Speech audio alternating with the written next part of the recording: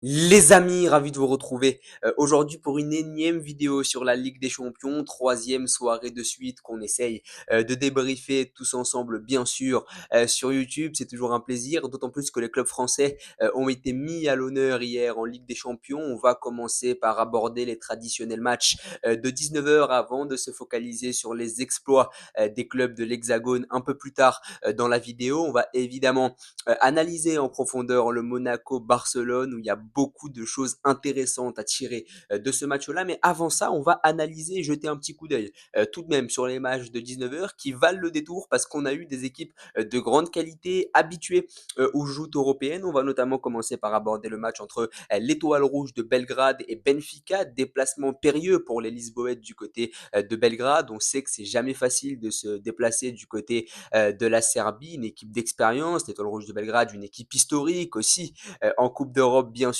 On connaît le public de Belgrade. Je me rappelle que le Paris Saint-Germain s'y était déplacé il y a quelques années. Donc déplacement périlleux pour Benfica qui est resté sur une Coupe d'Europe laborieuse l'année dernière en Ligue des Champions. Ça avait été compliqué pour les coéquipiers d'André Di Maria. Je crois qu'ils avaient fini troisième ou quatrième de leur poule la saison dernière. Ils étaient dans la poule de l'Inter et de la Real Sociedad. Ça avait été plutôt compliqué pour eux. Eh bien, les Portugais se sont relancés en Ligue des Champions. Ils ont évidemment fait honneur à leur historique passé dans cette prestigieuse compétition européenne. Victoire 2-1 à Belgrade et ça n'est pas anodin que de gagner là-bas tant l'ambiance est hostile au club visiteur. Belle victoire de Benfica et les Turcs ont été à l'honneur pour le club portugais avec des buts d'Akturkoglu, la nouvelle recrue qui est venue en provenance de Galatasaray, et Orkun Kokcu qui a connu une saison laborieuse pour sa première avec Benfica l'année dernière, mais qui part sous les meilleurs auspices cette saison grâce à ce but en Ligue des Champions. Victoire 2-1 de Benfica, la réduction du score tardif de Belgrade n'y changera rien. Victoire de Benfica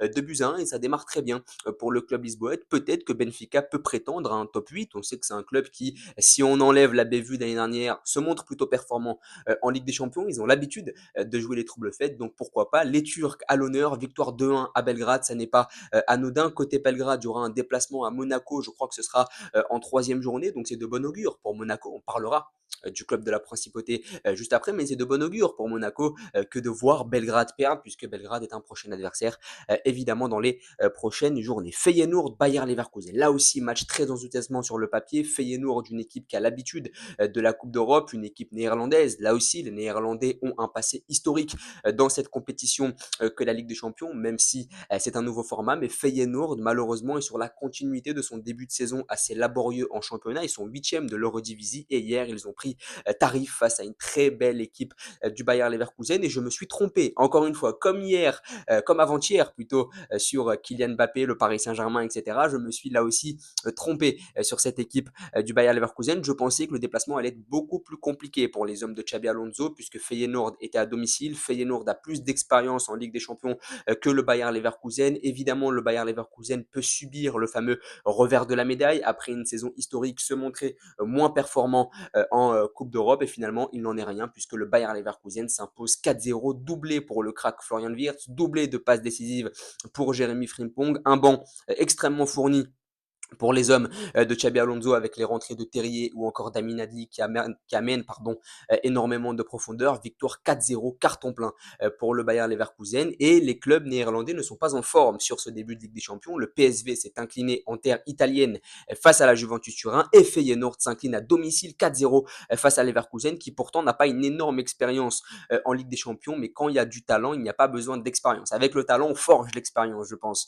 en football et c'est ce qu'a fait hier le Bayer Leverkusen grâce à un Florian Wirtz encore une fois absolument exceptionnel. Boniface là aussi qui est sur la continuité de son excellent début de saison et ça démarre sous les meilleurs auspices pour le Bayer Leverkusen. On a fait 4 minutes sur les matchs de 19 heures parce qu'ils étaient très riches en enseignement et en qualité de joueurs. Je pense que le Bayer Leverkusen et Benfica pourraient parfaitement jouer les troubles faites dans cette nouvelle édition de la Ligue des Champions. On va maintenant s'attarder sur les matchs de 21 heures et sur les clubs français. En commençant par parler évidemment de Monaco, le match que j'ai regardé. Beaucoup de gens que je connais se sont rendus au stade puisqu'il y avait énormément d'engouement autour de ce match. Monaco-Barcelone, c'est quand même un match qui vaut le détour. Très belle victoire de Monaco. Alors dans l'analyse globale et tactique du match, c'est évidemment dû Cette victoire peut évidemment être due à l'expulsion précoce d'Eric Garcia suite à cette mauvaise relance de Ter Stegen. Alors moi, je ne comprends pas ces gardiens qui relancent toujours dans l'axe. En plus, Eric Garcia n'est pas connu pour être le joueur le plus habile techniquement. Il était vraiment l'improvisation hier de Hansi Flick. C'était vraiment le coup tactique d'Hansi Flick. Il était là pour sécuriser devant la défense, pour essayer de faire face à cette jeunesse offensive monégasque qui est évidemment très forte, pour essayer de mettre de l'impact au milieu de terrain face à Denis Zakaria ou encore Lamine Camara. C'est pour ça qu'Eric Garcia a été titulaire hier. C'était pour son aspect défensif, pour imposer un défi physique à Zakaria et Lamine Camara et pour empêcher Minamino de faire le jeu côté monégasque. Ça n'était certainement pas pour ses qualités techniques, pour ses qualités de relance qu'il a été mis au milieu de terrain hier du FC Barcelone. Et je n'ai pas compris cette relance plein axe de Marc-André Ter Stegen sur Eric Garcia. Eric Garcia n'est pas habile de ses pieds. C'est pas un joueur qui peut se retourner, orienter le jeu comme peut le faire par exemple un Frenkie de Jong. D'ailleurs, dans cette situation-là, Frenkie de Jong s'en serait sûrement bien mieux sorti et c'est là qu'on sent l'absence de l'international néerlandais. Mais je ne comprends pas ces gardiens qui relancent dans l'axe encore plus quand leur coéquipier manque de technique. Ça, c'est quelque chose que je ne comprends pas. Pourquoi est-ce que tu ne dégages pas le ballon? Ben Seguir et Akliouche ont fait le boulot de pressing sur les latéraux, donc il était impossible de jouer vers eux. Et toi, tu vas faire la passe à Eric Garcia plein axe qui est pressé par Minamino. Donc j'ai pas vraiment compris. J'aurais aimé qu'ils dégagent le ballon, qu'ils fassent un constat d'échec, qu'ils disent bon, on a pour habitude, on a pour philosophie de relancer court, mais là, je suis obligé de la dégager. J'aurais aimé que ça se passe comme ça dans la tête de Ter Stegen. Malheureusement, on va pas lui apprendre le foot. C'est évidemment le gardien de Barcelone. Je vais pas lui donner des leçons, mais je n'ai pas vraiment compris cette philosophie qui pousse à toujours vouloir relancer court, même quand ton coéquipier qui est dépourvu de technique est pressé. Ça, c'est quelque chose que je ne comprends pas. Mais bon, on va pas s'attarder là-dessus. En plus, sur le deuxième but de Monaco, pour moi, Ter Stegen est fautif sur le but du jeune attaquant Ileni Kena, jeune attaquant franco-nigérian qui est rentré ensuite et qui a marqué et qui a libéré Monaco, qui a donné la victoire au club de La Rochelle. Je n'ai pas compris non plus son arrêt. Il touche le ballon, il est en plein milieu de la trajectoire et pourtant la balle finit par rentrer. Il a manqué peut-être un peu de fermeté, même si la balle vient très vite. Mais j'ai beaucoup apprécié, pour revenir dans une analyse un peu plus mesurée, j'ai beaucoup apprécié le match de Monaco. Malgré le fait que Barcelone ait été rapidement réduit à 10, Monaco a tout de même proposé quelque chose de très intéressant avec cette jeunesse monégasque dont on avait parlé. Évidemment, j'en avais parlé sur TikTok. N'hésitez pas d'ailleurs à me rejoindre sur TikTok, mais on en avait parlé de cette jeunesse monégasque, une jeunesse de qualité. Ben Seguir qui n'a pas hésité à aller provoquer Jules Koundé, il faut quand même un sacré cran. Quand tu as 19 ans, tu n'as pas d'expérience en Ligue des Champions, aller provoquer le latéral droit de l'équipe de France qui s'est imposé comme l'un des meilleurs latéraux du monde sur les derniers mois, il y a quand même un sacré cran. Côté Akliouche, c'est la même chose. Prendre le ballon comme ça sur ton premier match de Ligue des Champions à 22 ans, prendre le ballon comme ça, aller crocheter toute la défense du FC Barcelone en Ligue des Champions sur ton premier match avec aucune expérience, il faut aussi avoir le cran pour le faire. Derrière, j'ai apprécié le cran d'Adi Hutter de faire rentrer Golovin pour faire sortir Lamine Camara un peu blessé ou en tout cas convalescent, faire rentrer Alexander Golovin avec un milieu de terrain très offensif, hein, Zakaria et Alexander Golovin. Alors oui, Barcelone est à 10, mais c'est quand même une prise de risque que de faire jouer Golovin aussi bas et j'ai apprécié l'entrée de Golovin. Donc la prise de risque aussi d'Adi Hutter de jouer avec ce milieu de terrain très offensif. Donc voilà, belle prise de risque de la part de tous les acteurs du club du Rocher. Alors petite alerte quand même côté monégasque, c'est Mbolo que je n'ai pas vraiment apprécié. C'est pas le Mbolo de la sélection suisse. C'est pas le Mbolo qu'on a eu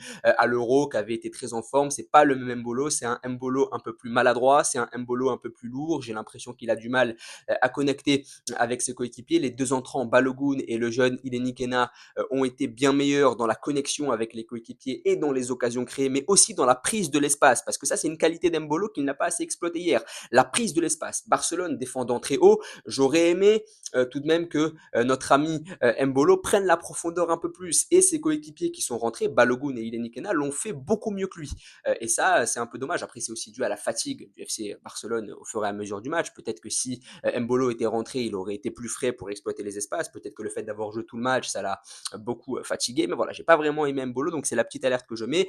J'ai aimé le coup tactique d'Adi Hutter de mettre Vanderson à gauche pour essayer de sécuriser sur Lamine Yamal. Ça n'a pas vraiment été préjudiciable sur les phases offensives puisque le but vient de Vanderson. C'est lui qui change le jeu sur Akliouche. Hein.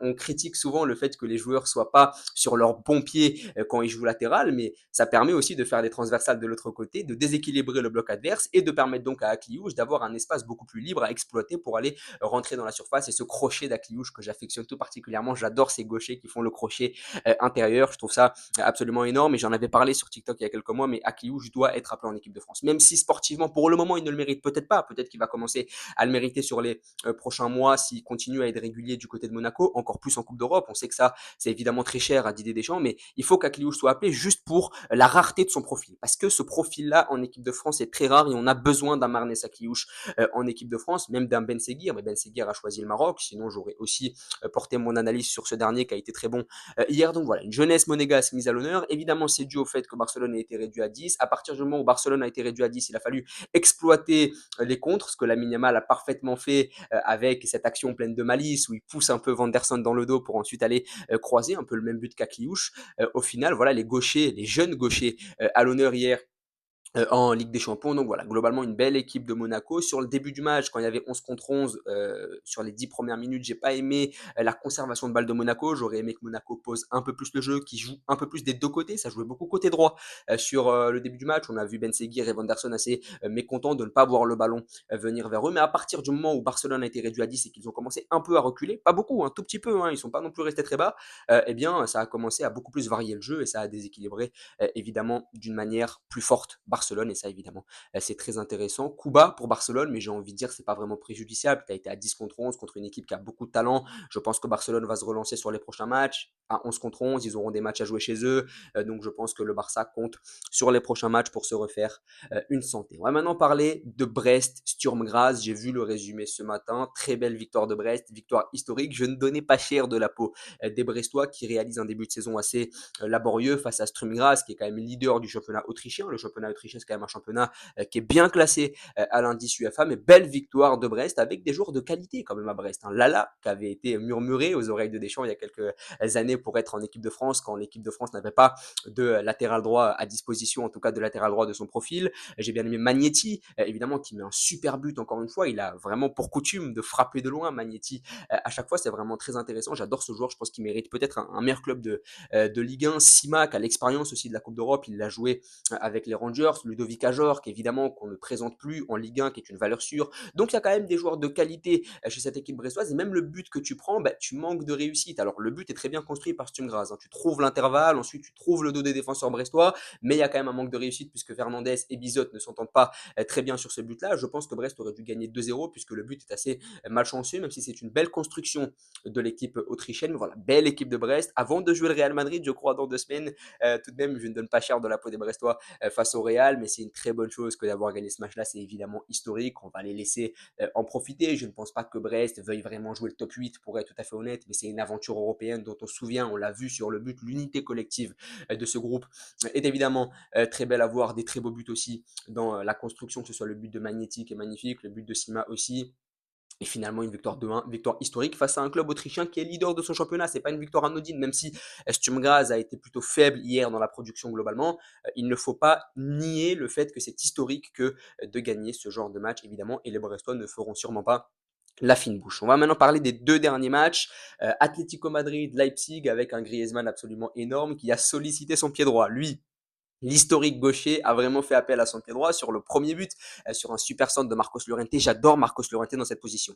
J'adore parce qu'il exploite vraiment son talent, c'est-à-dire piston droit Marcos Llorente, il exploite sa qualité physique, il exploite sa qualité technique, il exploite sa qualité de vitesse. J'adore Marcos Llorente parce que quand on le met numéro 6, on met de côté ses qualités de vitesse et ses qualités physiques. Quand on le met au poste de numéro 8, on élude à chaque fois certaines de ses qualités. Or là, quand il joue piston droit, il exploite toutes ses qualités à 100%. Marcos Llorente, c'est un joueur extrêmement polyvalent qui a même joué faux neuf à des moments, qui a joué ailier gauche, qui a joué ailier droit, mais à chaque fois qu'il a joué à ces postes-là, on n'a pas suffisamment exploité ses qualités individuelles. Là, à ce poste de piston droit, on exploite vraiment pleinement ses qualités. J'adore, même sa qualité de centre d'ailleurs, puisqu'on l'a vu sur le but d'Antoine Griezmann. Donc voilà, superbe victoire hier de l'Atlético, qui a pourtant été surpris dans un premier temps avec ce but de Sesco, but assez chanceux, puisque la balle lui revient dessus, mais super Sesco, un joueur que j'adore aussi, que j'avais beaucoup aimé à l'Euro avec la Slovénie, où il s'était contenté des miettes de cette sélection slovène qui était excessivement défensive. Et puis derrière, Antoine Griezmann Griezmann sur ce superbe centre de Marcos Llorente. Et encore une fois, à la dernière minute, un centre de Griezmann pour Jiménez. Donc on voit que les centres sont vraiment travaillés côté Atlético Madrid pour une victoire 2-1. Donc voilà, pour revenir sur Marcos Llorente, j'adore ce joueur. C'est dommage qu'il n'ait pas été à l'Euro avec la sélection espagnole. Il aurait fait encore plus de bien à cette équipe. Il aurait mérité de remporter l'Euro puisque c'est un joueur que je suis depuis quelques années et j'adore sa marge de progression. Et là, à ce poste de piston droit, vraiment, on exploite sa qualité de vitesse, sa pointe de vitesse quand on lance en profondeur, sa qualité physique sur les 1 contre 1 et sa qualité technique avec notamment les centres qu'il peut envoyer à ses coéquipiers. Le dernier match Atalanta-Arsenal, assez déçu tout de même 0-0 dans un match où les deux équipes sont connues historiquement pour être assez joueuses, mais c'est toujours compliqué de se déplacer du côté de Bergame. Marseille, on a fait les frais en Ligue Europa l'année dernière. Arsenal qui manque un peu d'expérience en Coupe d'Europe, qui je pense va notamment se focaliser sur la victoire en première ligue cette année. Mais voilà, beau match nul tout de même entre deux équipes assez joueuses. Mais Arsenal peut nourrir des regrets, notamment Martinelli qui s'est montré très maladroit devant le but en vendangeant deux grosses occasions. Et Retegui, côté Atalanta Bergame, qui a raté un penalty et qui a même raté la balle de retour du penalty. Puisque Raya arrête le penalty, ça lui revient dessus et la tête n'est pas suffisamment tranchante, il n'a pas été suffisamment tueur et il a trop laissé Raya, il a trop laissé le temps à Raya de revenir chercher ce ballon. Donc l'Atalanta peut nourrir des regrets avec ce penalty raté et ce manque d'instinct de tueur devant le but. Et Arsenal aussi avec Martinelli qui s'est montré très maladroit. Mais globalement, un bon match nul entre deux équipes assez joueuses, même si j'aurais aimé qu'on voit des buts, puisque ces deux équipes qui sont connues pour jouer tout de même au ballon. En tout cas, n'hésitez pas à me dire ce que vous en avez pensé, à vous abonner, à liker et à partager. Merci beaucoup.